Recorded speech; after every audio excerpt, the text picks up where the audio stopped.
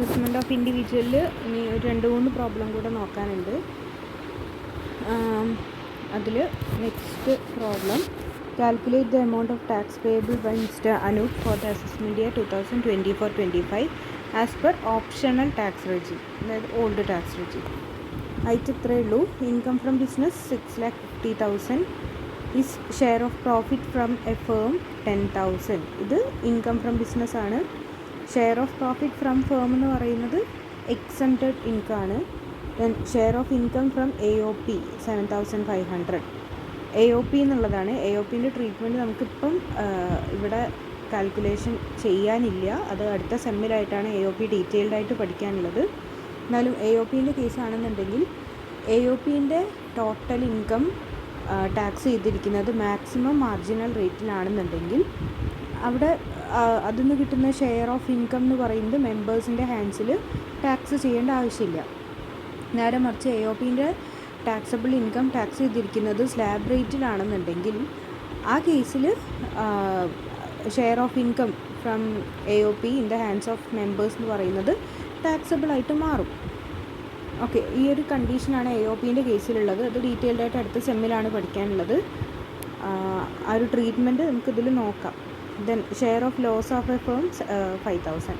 Share of loss of firm എന്ന് പറയുന്നത് ആ ഒരു ഹെഡ് നമുക്ക് എന്ത് ചെയ്യാം, മൈനസ് ചെയ്യേണ്ടതാണ്.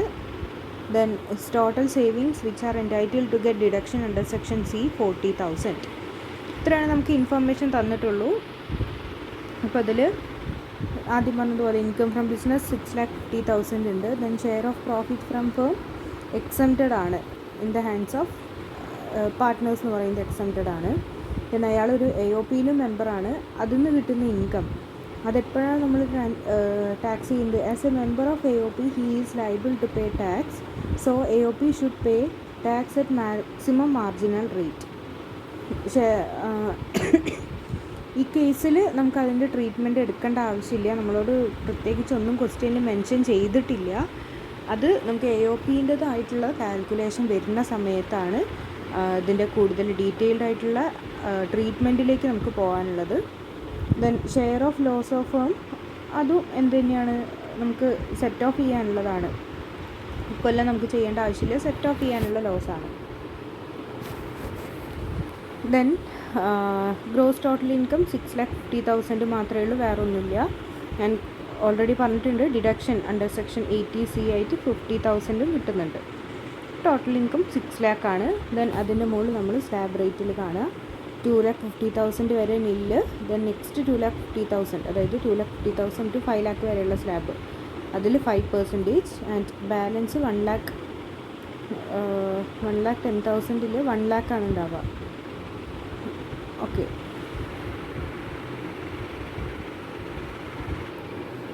ദെൻ എഡ്യൂക്കേഷൻ സെസ് ആയിട്ട് ഒരു 4% ആഡ് ചെയ്യാനുണ്ടാകും.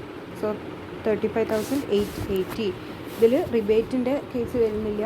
ഇൻകം എന്ന് പറയുന്നത് 6 lakh ആണ്. 5 lakh എബോവ് ആയതുകൊണ്ട് എന്ത് വേണ്ട, റിബേറ്റ് നോക്കേണ്ട ആവശ്യമില്ല, എഡ്യൂക്കേഷൻ സെസ്സേ ഉള്ളൂ. ദെൻ സബ് ചാർജ് വരെ എപ്പോഴാണ് നമ്മുടെ ടാക്സബിൾ ഇൻകം എന്ന് പറയുന്നത് 50 lakh എബോവ് ആണെങ്കിലാണ് സബ് ചാർജ് വരുന്നത്. അപ്പോൾ ആ 2 കേസും ഇതിൽ വരുന്നില്ല. അടുത്തൊരു question, the following details of income have been supplied by Karta of HUF.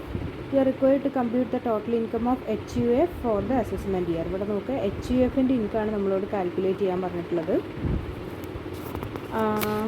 Profit of business 32,000. then salary received by a member of HUF 8,000. directors fees received by Karta 6,000. then rental value of the house property let 12,000. അപ്പോൾ ഇതിൽ profit from business ഹെഡിൽ വരുന്നതാണ്. Then salary received by a member of HUF ആണ് next പറഞ്ഞത്. HUFൻ്റെ മെമ്പർക്ക് കിട്ടുന്ന income എന്ന് പറയുന്നത് ആ മെമ്പറിൻ്റെ ഇൻകം കാൽക്കുലേറ്റ് ചെയ്യുമ്പോഴാണ് എടുക്കേണ്ടത്, അത് HUFൻ്റെ ഇൻകം അല്ല. Then directors fees received by Karta. ഇനി കർത്താൻ്റെ ഇൻകം എന്ന് പറയുന്നത് അത് കർത്താൻ്റെ നമ്മൾ ടോട്ടൽ ഇൻകം കാൽക്കുലേറ്റ് ചെയ്യുമ്പോൾ എടുക്കേണ്ടതാണ്, HUFൻ്റെ ഇൻകത്തിൽ എടുക്കേണ്ടതല്ല. Next rental value of the property let 12,000.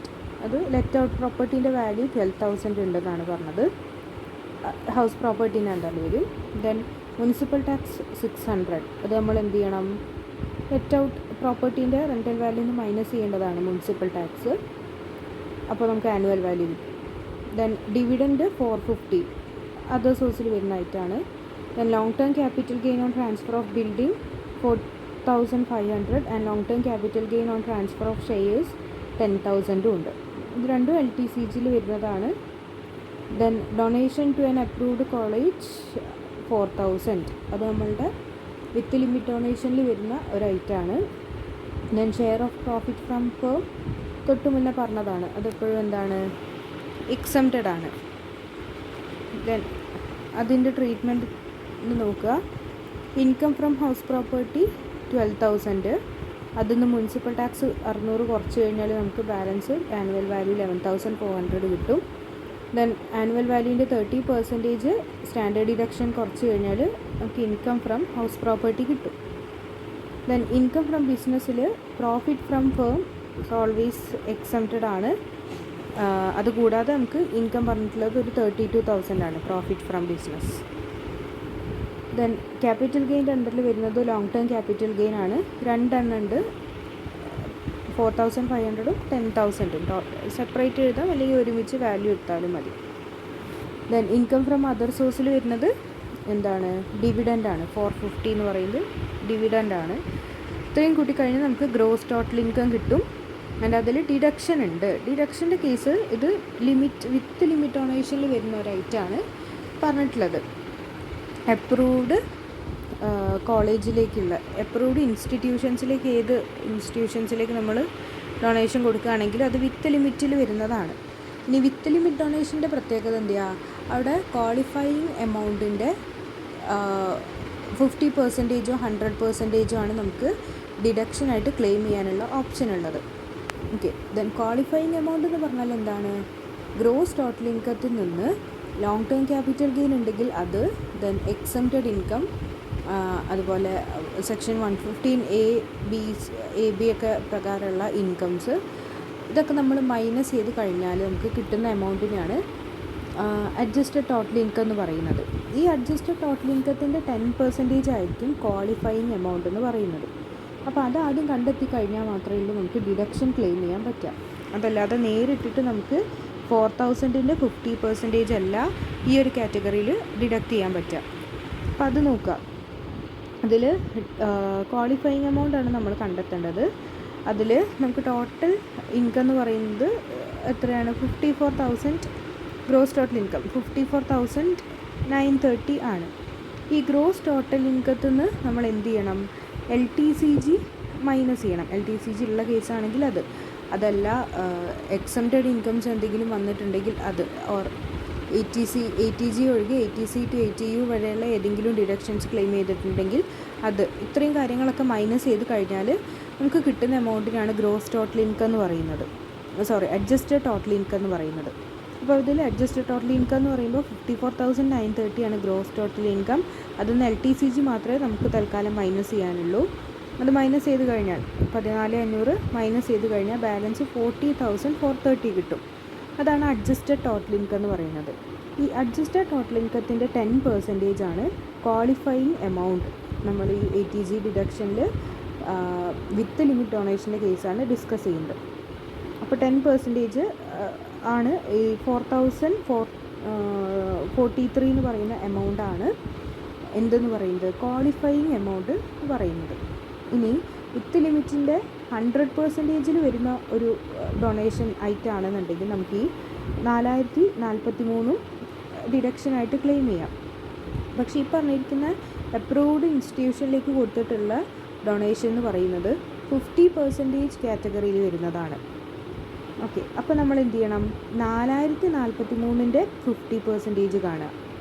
Okay. ഇതേ നമുക്ക് ഡിഡക്ഷനായിട്ട് ക്ലെയിം ചെയ്യാൻ പറ്റുള്ളൂ. അതല്ലാതെ നേരത്തെ നമ്മൾ മൈനസ് ചെയ്തിട്ടുള്ള അല്ലെങ്കിൽ ഡൊണേഷനായിട്ട് കൊടുത്തിട്ടുള്ള 4,000 രൂപേൻ്റെ 50% നമുക്ക് ഡിഡക്ഷനായിട്ട് ക്ലെയിം ചെയ്യാൻ പറ്റില്ല. നമ്മൾ വിത്ത് ലിമിറ്റ് ഡൊണേഷൻ കണ്ടു കഴിഞ്ഞിട്ട് അതിൻ്റെ 50% കാണാം. 2022. ഓക്കെ. ഇവിടെ നമുക്ക് എന്താ ഒരു കാര്യം എന്ന് വെച്ചാൽ ആകെ ഒറ്റ ഡൊണേഷനെ വിത്ത് ലിമിറ്റിൻ്റെ കേസിൽ വന്നിട്ടുള്ളൂ. ഇപ്പോൾ 2022 നമ്മൾ ക്ലെയിം ചെയ്തു. അതായത് ടോട്ടൽ 4,000 നമ്മൾ ഡൊണേഷൻ കൊടുത്തിട്ടുണ്ടെങ്കിലും 2022 മാത്രമേ നമുക്ക് ക്ലെയിം ചെയ്യാനുള്ള ഓപ്ഷനുള്ളൂ. ഇനി ഇത് കൂടുതൽ, അതായത് കൂടുതൽ ഡൊണേഷൻസ്, അതായത് വിത്ത് ലിമിറ്റിൻ്റെ അണ്ടറിൽ തന്നെയുള്ള ഡൊണേഷൻസ് നമുക്ക് ഉണ്ടെങ്കിലും ടോട്ടൽ വിത്ത് ലിമിറ്റിൻ്റെ ഡൊണേഷൻ്റെ വാല്യൂ അല്ലെങ്കിൽ ഫൈനൽ എമൗണ്ട് എന്ന് പറയുന്നത് ഈ 2022 കൂടാൻ പറ്റില്ല. മാക്സിമം നമുക്ക് കിട്ടുന്ന എമൗണ്ടാണ് ഈ 2022. അതിൽ 2-3 ഐറ്റംസ് ചെറിയ ചെറിയ വാല്യൂസ് ആണെന്നുണ്ടെങ്കിൽ കുഴപ്പമില്ല, നമുക്കത് ആഡ് ചെയ്തിട്ട് 2022 വരെ എടുക്കാം. അതല്ല 2022 കൂടുതലാണ് ബാക്കിയുള്ള വാല്യൂസ് എല്ലാം എന്നുണ്ടെങ്കിൽ മാക്സിമം നമുക്ക് 2022 വരെ വിത്ത് ലിമിറ്റിൻ്റെ കേസിൽ ക്ലെയിം ചെയ്യാനുള്ള ഓപ്ഷനുള്ളൂ. ഓക്കെ, അത് ഇതിലൊരു എക്സ്ട്രാ നമുക്ക് ചെയ്യേണ്ട ഒരു കാര്യമുള്ളൂ, ബാക്കിയൊക്കെ അറിയുന്ന കാര്യങ്ങളാണ്. ഇനി അടുത്തൊരു ക്വസ്റ്റ്യൻ നോക്കുക. HUF, ഇത് HUFൻ്റെ കേസ് തന്നെയാണ്. Consist of 3 brothers and 2 major sons of the eldest brother A, who is the Karta of the family. Following are the particulars of income of the family for the year ended 31st March 2024. HUF ആണെന്ന് മാത്രമേ ഉള്ളൂ, ബാക്കി treatment ഒക്കെ same തന്നെയാണ് ഉണ്ടാവുക. ഒന്നാമത്തത് income from business 60,000 after adjusting 7,000 paid and salary to A for managing to business. അപ്പോൾ salary to A എന്ന് പറഞ്ഞു കഴിഞ്ഞാൽ എന്താണ്? ഈ സാലറി എന്തിനു വേണ്ടിയിട്ട് കൊടുത്തിട്ടുള്ളതാണ്? ബിസിനസ് മാനേജ് ചെയ്യുന്നതിൻ്റെ ഭാഗമായിട്ട് എക്ക് കൊടുത്തിരിക്കുന്ന സാലറിയാണ് 7,000. സോ അത് അഡ്മിസിബിൾ ആണ്. അയാൾക്ക് അയാളുടെ പേഴ്സണൽ കപ്പാസിറ്റിക്ക് നമ്മളൊരു ഡ്രോയിങ്സ് ആയിട്ട് എടുത്ത് കൊടുത്തതല്ല, ബിസിനസ് മാനേജ് ചെയ്യുന്നതിൻ്റെ ഭാഗമായിട്ട് കൊടുത്തിട്ടുള്ളതാണ്. നമ്മളുടെ ഫാമിലി ബിസിനസ് മാനേജ് ചെയ്യുന്നതിൻ്റെ ഭാഗമായിട്ട് എക്ക് കൊടുത്തിരിക്കുന്ന സാലറിയാണ് 7,000. സോ അത് അഡ്മിസിബിൾ ആണ്. ആ 7,000 കൊടുത്ത് കഴിഞ്ഞിട്ടുള്ള ബിസിനസ് ഇൻകമാണ് 60,000 എന്ന് പറയുന്നത്. അപ്പോൾ അത് നമുക്ക് മൊത്തമായിട്ട് ഇൻകം ഫ്രം ബിസിനസ് എന്ന് പറയുന്ന ഹെഡിൽ എടുക്കാം, 60,000. Next, family owns a house whose rental value is 7,000 per annum. ഇനി ഫാമിലി ഓൺ ചെയ്യുന്ന ഹൗസിൻ്റെ വാല്യൂ ആണ് 7,000 പെർ ആനം എന്ന് പറയുന്നത്. എന്തിൻ്റെതല്ല? HUFൻ്റെതല്ല, ഫാമിലി ഓൺ ചെയ്യുന്ന ഹൗസിൻ്റെ വാല്യൂ ആണ് 7,000 per annum. Municipal tax paid during the year amounted to 600. ഇനി അതിൽ 600 എന്ന് പറയുന്നത് മുനിസിപ്പൽ ടാക്സ് അടയ്ക്കുന്നുണ്ട്. Then ground rent paid was 500. ഈ ഗ്രൗണ്ട് റെൻ്റൊക്കെ നമ്മളുടെ സ്റ്റാൻഡേർഡ് ഡിഡക്ഷനിൽ പോകുന്നതാണ്, അത് നമ്മൾ സെപ്പറേറ്റ് മൈനസ് ചെയ്യേണ്ട ആവശ്യമില്ല. Then house is let out for residential purpose at 600 per month. Residential പർപ്പസിന് വേണ്ടി നമ്മൾ ഹൗസ് ലെറ്റ് ഔട്ട് ചെയ്തിട്ടുണ്ട്. ലെറ്റ് ഔട്ട് പ്രോപ്പർട്ടീൻ്റെ വാല്യൂ എന്ന് പറയുന്നത് നമ്മൾ ഇൻകം ഫ്രം ഹൗസ് പ്രോപ്പർട്ടിയിൽ കാണിക്കേണ്ടതാണ്. ഇത് ഓൺ ചെയ്യുന്നതിൻ്റെ വാല്യൂ മാത്രമാണ് പറഞ്ഞത്. ലെറ്റ് ഔട്ട് ഹൗസ് പ്രോപ്പർട്ടീൻ്റെ 600 ആണെന്ന് സെപ്പറേറ്റ് പറഞ്ഞിട്ടുമുണ്ട്. ഓക്കെ, അപ്പോൾ ഈ 600 പെർ മന്താണ് നമുക്ക് ആ ലെറ്റ് ഔട്ട് ചെയ്തതിന് കിട്ടുന്ന ഇൻകം എന്ന് പറയുന്നത്. അതാണ് നമ്മളുടെ ട്രീറ്റ്മെൻറ്റിലേക്ക് നമ്മൾ എടുക്കേണ്ടത്. മറ്റേതെന്താണ്? ഈ ഫാമിലി ഓൺ ചെയ്യുന്ന ഒരു ഹൗസാണ്, അതിൻ്റെ റെൻ്റൽ വാല്യൂ 7,000 ആണെന്നാണ് പറഞ്ഞിട്ടുള്ളത്.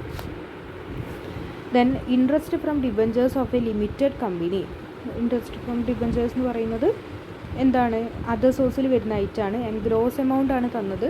ഗ്രോസ് എമൗണ്ട് അല്ല എന്നുണ്ടെങ്കിൽ നമ്മളതിനെ ഗ്രോസ് അപ്പ് ചെയ്യണം. 100/70 ചെയ്ത് കഴിഞ്ഞാൽ ഗ്രോസ് അപ്പ് ആകും. Then loss from speculation business 5,000 ആണ്. സ്പെക്കുലേഷൻ ബിസിനസ് എന്ന് പറഞ്ഞു കഴിഞ്ഞാൽ നമുക്കറിയാം ബിസിനസ്സിൻ്റെ അണ്ടറിൽ തന്നെ വരുന്നതാണ്, ബട്ട് സെപ്പറേറ്റ് ട്രീറ്റ്മെൻ്റ് ആണ് വരുന്നത്. Then Karta paid insurance premium on his own life 3,000, on joint life with his brother 5,000 on a policy of 40,000. ഇപ്പോൾ നമ്മൾ ഈ ഇൻഷുറൻസ് പോളിസീൻ്റെ കേസിൽ പറഞ്ഞിട്ടുണ്ടാവും, നമ്മൾ ഇൻഡിവിജ്വൽ ആവുന്ന സമയത്ത് അവിടെ നമ്മളുടെ റിലേറ്റീവ്സ്, അതായത് ഫാമിലിക്ക് എടുക്കുന്ന പോളിസി ആക്സെപ്റ്റബിൾ ആണ്. HUF ആവുന്ന സമയത്ത് HUFൻ്റെ മെമ്പേഴ്സിന് എടുക്കുന്ന പോളിസി എന്ന് പറയുന്നതും ഡിഡക്ഷൻ ക്ലെയിം ചെയ്യാവുന്നതായിട്ടാണ്. അപ്പോൾ അതിൽ 3,000 നമുക്ക് ക്ലെയിം ചെയ്യാം, 5,000 നമുക്ക് ക്ലെയിം ചെയ്യാവുന്നതാണ്. ഓക്കെ, അപ്പോൾ ആൻസർ നോക്കുമ്പം ഇൻകം ഫ്രം ഹൗസ് പ്രോപ്പർട്ടി, അതിൽ ലെറ്റ് ഔട്ട് പ്രോപ്പർട്ടിയിൽ നിന്ന് കിട്ടുന്ന ഇൻകം 600 പെർ മന്ത് ആണ്. 600 പെർ മന്ത്, 600 × 12 എന്ന് പറയുമ്പോൾ 7,200 പ്ലസ് മുനിസിപ്പൽ ടാക്സ് 600 ആണ്. അപ്പോൾ ആനുവൽ വാല്യൂ കിട്ടി. ആൻഡ് അതിൻ്റെ 30% ആനുവൽ വാല്യൂ നമ്മൾ ഡിഡക്റ്റ് ചെയ്യുക. അതിൽ എന്ത് ഉൾപ്പെടും? ഗ്രൗണ്ട് റെൻറ്റ് അല്ലെങ്കിൽ റിപ്പയേഴ്സ്, ഡിപ്രിസിയേഷൻ പറഞ്ഞ കാര്യങ്ങളൊക്കെ ഈ ആനുവൽ വാല്യൂവിൽ തന്നെ, അതായത് 30% സ്റ്റാൻഡേർഡ് ഡിഡക്ഷനിൽ തന്നെ ഇൻക്ലൂഡഡ് ആയിട്ടുള്ള വാല്യൂ ആണ്. അത് നമ്മൾ സെപ്പറേറ്റ് പിന്നെ മൈനസ് ചെയ്യേണ്ട ആവശ്യമില്ല. അപ്പോൾ നമുക്ക് amount income from house property കിട്ടും. ദെൻ ഇൻകം ഫ്രം ബിസിനസ് ആണ് നെക്സ്റ്റ്. അത് 60,000 ആണ്. 7,000 സാലറി എക്ക് കൊടുത്തതിന് ശേഷം ബാലൻസ് വന്നിരിക്കുന്ന ഇൻകം ഫ്രം ബിസിനസ് ആണ് 60,000. അത് നമ്മൾ ഇൻകം ഫ്രം ബിസിനസ് ആയിട്ട് ട്രീറ്റ് ചെയ്യുക. ദെൻ ഇൻകം ഫ്രം അതർ സോഴ്സിൽ ഡിബഞ്ചേഴ്സിന് കിട്ടുന്ന ഇൻട്രസ്റ്റ് ഉണ്ട് 5,000. അത് ഓൾറെഡി ഗ്രോസ് അപ്പ് ചെയ്തതായതുകൊണ്ട് നമുക്ക് എമൗണ്ട് കറക്റ്റായിട്ട് എടുത്താൽ മതി. ദെൻ ഗ്രോസ് ടോട്ടൽ ഇൻകം 69,620 ആണ്. ആൻഡ് ഡിഡക്ഷൻ അയാൾ 3,000 ഓൺ ലൈഫിനും ആൻഡ് 5,000 വെച്ചിട്ട് ബ്രദറിനും ഇൻഷുറൻസ് പോളിസി, അതായത് ലൈഫ് ഇൻഷുറൻസ് പോളിസിയിലേക്ക് ഡെപ്പോസിറ്റ് ചെയ്യുന്നുണ്ട്. സോ ഈ 8,000 നമുക്ക് ITCയിൽ ഡിഡക്ഷൻ ക്ലെയിം ചെയ്യാം. സോ ബാലൻസ് എമൗണ്ട് എന്ന് പറയുന്നത് 61,620 ആണ്, which is below 2,50,000. So there is no tax liability.